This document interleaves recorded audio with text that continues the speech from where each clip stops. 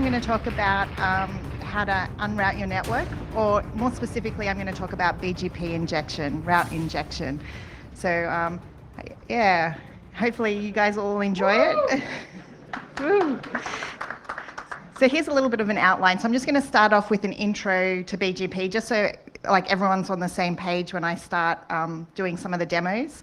This is the first time I'm going to do live demos in a presentation, so bear with me. I'm super nervous. I'll probably be shaking and making typos the whole time. But I'm going to demo black holing and spoofing for a bit of fun. And then I'll go just quickly over some mitigations of how to stop route injection in BGP. So why am I going to talk about this? Besides it's heaps of fun to do. So back in 2008, if anyone remembers, Pakistan knocked YouTube offline. So I think this was an accidental route injection which black holed YouTube. Then we had a bit later in 2010, China swallowed 15% of the internet traffic. Specifically, I think they swallowed NASA and sort of more important things like that. And we thought maybe this had been fixed, but lucky for me, just December passed, we had Russia do something similar, routing Google, Facebook, and Microsoft through Russia. So it's actually still relevant. It's something that's really hard to mitigate against, but it's good to talk about it again. So who am I? Silvio, my co-organizer of B-Side, said this was too busy, this slide, and I'm like, well, it represents life, hey? So in Canberra, I'm a tech lead of a security engineering team. I'm also a part-time lecturer at UNSW Canberra, teaching network security operations and a few other courses. Unpaid role, so volunteer in my spare time. With Silvio, as I mentioned, we do B-Sides Canberra in Canberra, obviously. Which is in April, so come along to that if you guys have time. With Silvio as well, we run InfoSect, which is a hackerspace in Canberra that does free events. I'm also the CFO of Hackers Helping Hackers. So I think we have about 15 people here today from Hackers Helping Hackers. Really, I just watch the books. I don't actually do that much for Hackers Helping Hackers, but they're out at the table outside, so go talk to them. They're doing a really good job helping people get into computer security. So I have an engineering bachelor's with a specialising in DSP and digital systems. I have a master's in computer networking, done too many Cisco certs, some security certs, but you know. So specifically, I had to put my route exam and my BGP exam, even though I did it like, how long ago? 2010, 8 years ago, so maybe I'm out of date. So what is BGP? It's a standards-based protocol. It's used for the internet backbone. So I've given this talk to my class at uni to practice, and they said, you didn't tell us more what BGP is. So pretty much BGP is what runs the internet. So all the ISPs are running BGP, they share their routes, and this is how things travel across the internet. More features of it, it's a classless protocol, so it supports variable length subnet masking and summarization.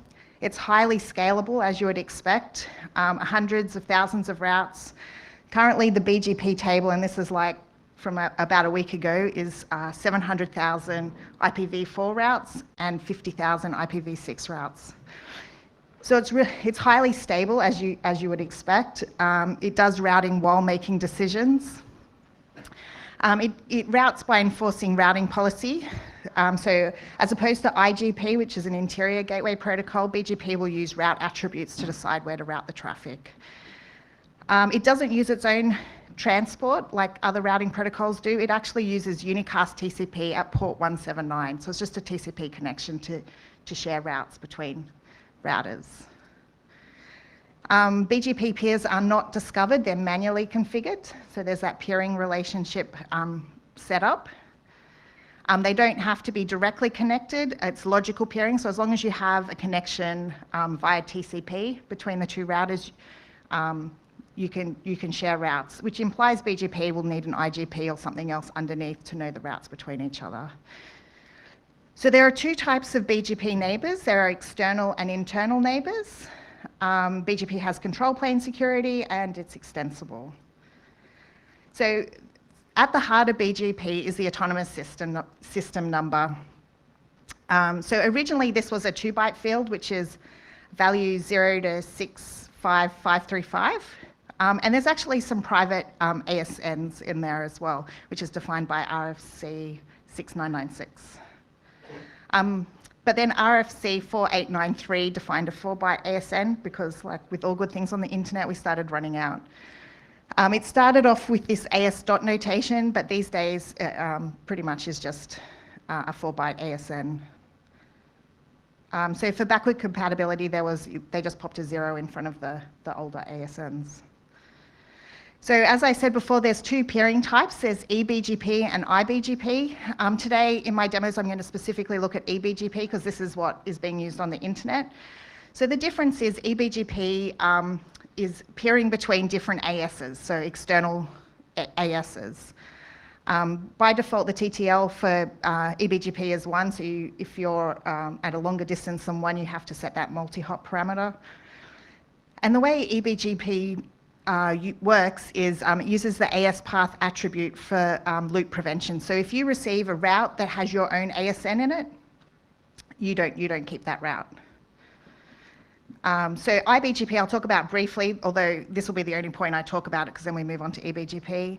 iBGP is when we peer within the same AS, so using it internal to our network. Again, many times not directly connected, and the way iBGP stops loop prevention is by suppressing routes. So an iBGP peer won't pass on routes it's learnt from another peer. So it needs this full mesh in the network, so you need to peer with every other router in your network. This can be fixed by using route reflectors and confederation, so splitting your AS into smaller ASs. This starts to get more complicated and it's beyond what we're going to talk about today. So a little bit of looking at the BGP messages. So there's 4 main messages that BGP uses to start a session and start exchanging routes. So there's the open message, which is pretty much just setting up that peering relationship. The keep alive message, which it regularly sends to make sure its peer is still there. There's the update message, which will advertise or withdraw a prefix from its peer. And then the notification message is used to convey an error has happened and will close that peering session. And so a little bit of look at the attributes, although we're going to mainly focus on one today. The weight attribute is Cisco proprietary and locally significant, so it's only significant local to that router. We probably won't look too much at that today. Local preference is discretionary and more used for iBGP, and I won't touch on that today. And MED is optional and non-transitive. Transitive meaning it's not passed on through the peers. But what we'll look at today is the well-known mandatory ones. So these ones will always be in your update messages. And more specifically, AS path is the one that will be most effective in affecting our routes. So pretty much the routers will go top to bottom down these attributes until it finds the best route, and then it will put it in the routing table. So yeah, so as I said, the best path selection will go down those attributes until the router elects the best route for each prefix. So only the best route will be sent to the routing table from the BGP table, and only that route will be advertised to other peers. And as I said, the algorithm runs from top to bottom, so AS path will be the one we're looking at most. So here's the scenario. So this is what I'll be doing for the live demo. So what I've done is I've used Cisco's Viral, which is like the consumer CRL, if anyone's familiar with Cisco tools. And this just runs multiple VMs in an OpenStack configuration using iOS images. So they're all VMs. I upgraded my laptop to be able to do this demo, but I wanted to anyway. So what I've done here is that each router has been placed into its own AS. I've just used the first 6 ASs because it's just a demo, and I've just put the IPs relevant to the ASs. So AS1 has 111, AS2 has 222, AS3 has 333. Then I've got 4, 5, and 6. And AS1, 2, and 3 are fully meshed, which is why I put that switch in there. So AS1 is pairing with both 2 and 3, 3 is 2 and 1, and 2 is 1 and 3, whereas the other ones are just pairing with their adjacent routers. So the first demo I'm going to do is black holing traffic. So I'm going to look at traffic going from AS2 to AS3, which should be a direct hop because they're fully meshed. And I'm going to black hole it through to AS1. So AS1 is the bad guy being red. And then I'm going to do AS2 to AS5, and likewise I'm going to black hole that traffic down to AS1 as well. And that's just to show, if you have a longer distance in your AS path, what that effect will be. So praying to the demo gods here that this will work. I've got it recorded just in case. So here's the network running. It's all active and reachable. Hopefully it stays that way. So what I'll do first is I'll hop onto router 2, which is this one up here. And I'll show you the BGP table. So I did this just before the talk. So that's the BGP table for the network that's going to be used in the demo. And as I said, I'll look first at going to AS3. So that's this subnet here. So the first thing we look at here is the AS path, which is this variable at the end. And you can see here, this is the shortest one. Obviously it goes direct 3 to 1. And the other thing to note from the BGP table is if you have this arrow, it means this is what's been put into the routing table. You can look more specifically if you do show IP BGP and then put your route in. And you can see there which one has been put in. So 2 paths available, and this one has this AS path, and this one has this AS path. So I'll just do a quick trace route to check. Let's hope it's up. Yep, and you can see even in the trace route that it's gone straight to AS3. So what I'm going to do before I start my attack here is I'm going to, has this cool option of doing packet capture. So I'm going to do a packet capture between 2 of the nodes. Oops, not that one. Always do that. So create a new packet capture. That way I can show you the packets that I'm sending to do the attack. So Viral has this tool called Routem, and Cisco have created this specifically so that engineers can test their networks by injecting extra routes. I'm not sure if they realize that we could also test doing bad stuff, but that's what I'm doing. So if I open Routem here, I've prepared some demos. So if I cat demo 1.1, which is the first demo, and I'll actually launch the demo because it takes a little while for the routes to change. So in the file here, it pretty much just sets up a BGP relationship with router 3. And it's actually just sharing this route here that I want to inject into that BGP network. If I go back to the packet capture I just started and open it, not delete it, which would be something I'd do. Okay, it's opening in Wireshark. Is it big enough? I can make it a bit bigger. Yep. So if I just filter on BGP, you can see here some of the messages that BGP is sending. We have the open message that I talked about. So this is my Routem creating that relationship, some keep alive messages, and some updates. So the update is the one that is the one we're interested in. If I dig into that a little bit deeper, you can see all I'm doing is saying, hey, I know about this route here. If you have this route, send to me. So if I go back to router 2 now and have a look at my BGP table. So you can see here, the BGP table for that subnet has changed. But even though this has dropped down to it being like 1 hop away, AS1, you can see that it actually hasn't changed what's in the routing table. And I can test this by doing the trace route. So you can see it's still just going straight to 3. So what happens if you're advertising the same same prefix, it's just going to stick with what it already knows. And that's part of just maintaining that stability. So I go back, let me go back, and I'll show you demo 2, or demo 1 part 2. And here I'm going to, I'll launch it again, so it takes a little while.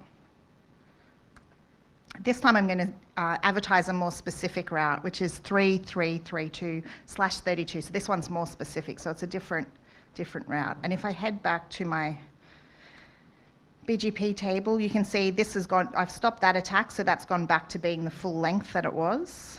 It should come up soon. There we go. So there's the new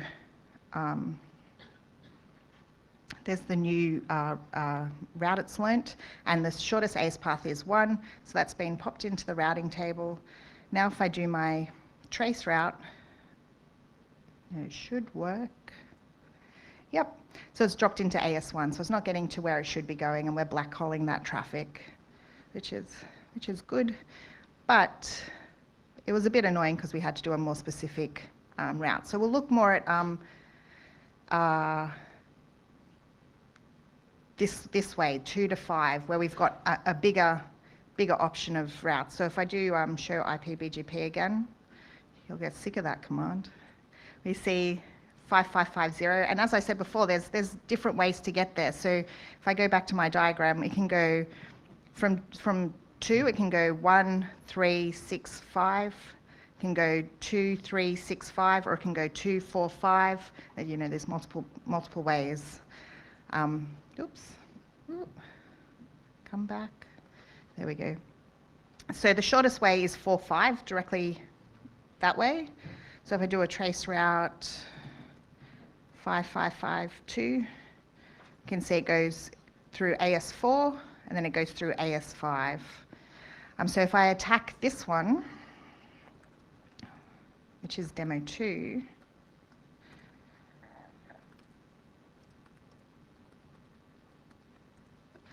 and this time I'm just doing a /24 again, or what's already in the routing table. But because of the distances, when I look at this one, that takes a little while. One more time. Just one more time. Oh, maybe one more. There we go. So you can see now that the AS path has significantly changed. So we're looking again at this 555 subnet, and the shortest path now is directly to 1, which is our attacker, and that's been put into the routing table. So now when I trace route to 5552, it's dropping, should be going straight to AS1. So I'm black holing that traffic as well. So you can see if you're the attacker and you're attacking something further away, you can really affect your nearby ASs a lot more readily. So, yep, so that's the first demo done, and it didn't fail, so I'm pretty happy with that. Thanks.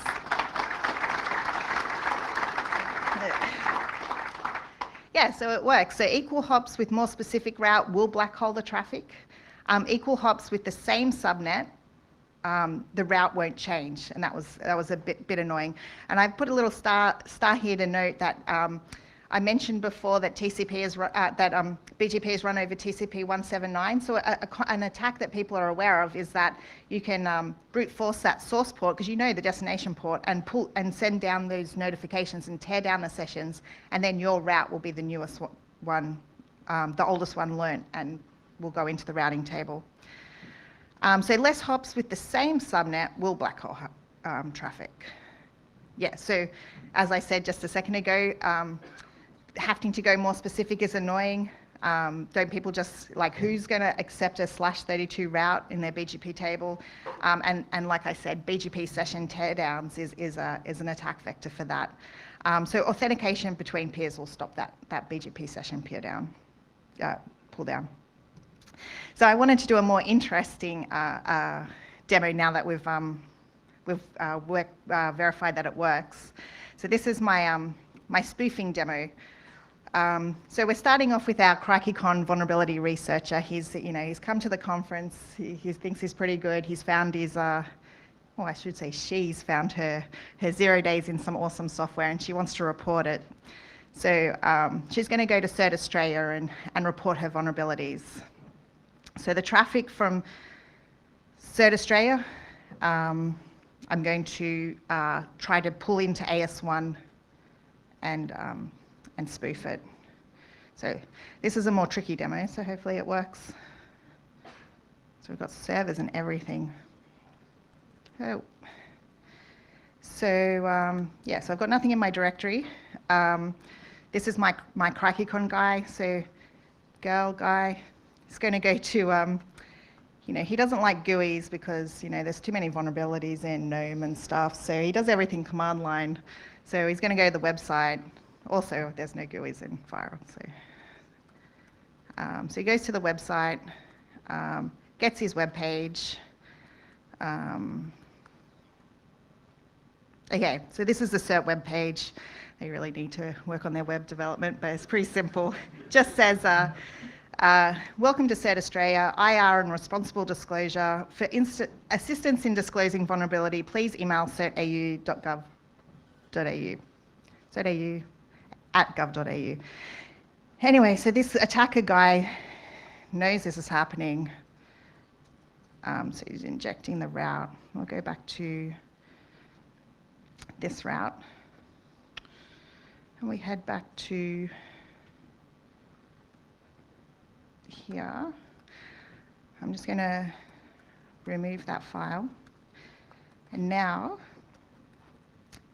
the new vulnerabilities needs to be disclosed, so they head back to CERT. Should just go up.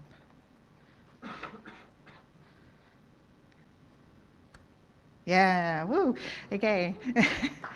Hopefully it's the right one. Let's see. So, oh, look, CERT's changed their disclosure policy.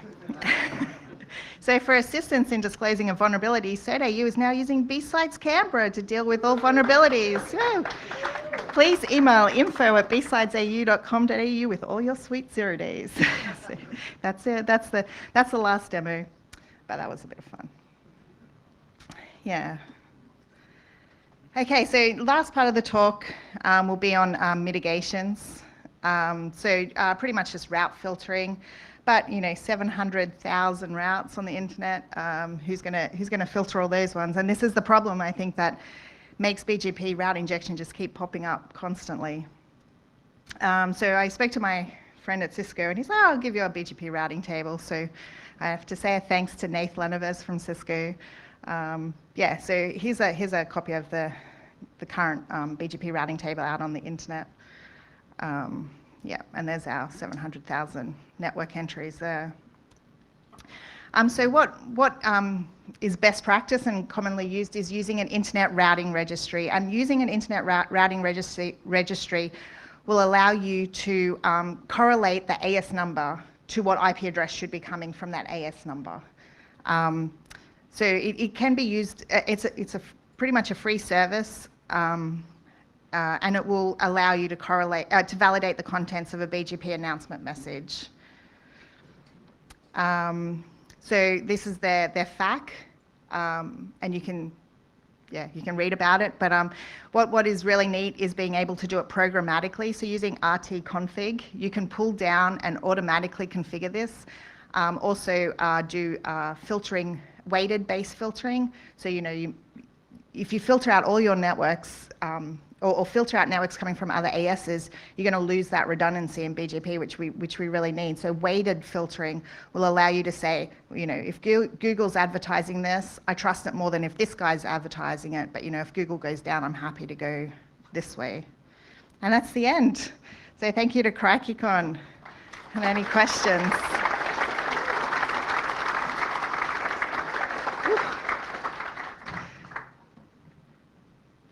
We all get to go to the bar. Yeah, awesome. I have a question. Yeah. So would adding a blockchain help? Actually, someone told me yesterday, I don't know how true this is, but that blockchain can be used to validate BGP routes by having like distributing that. I don't know. He said there's been research on it. I'll have to go back and check.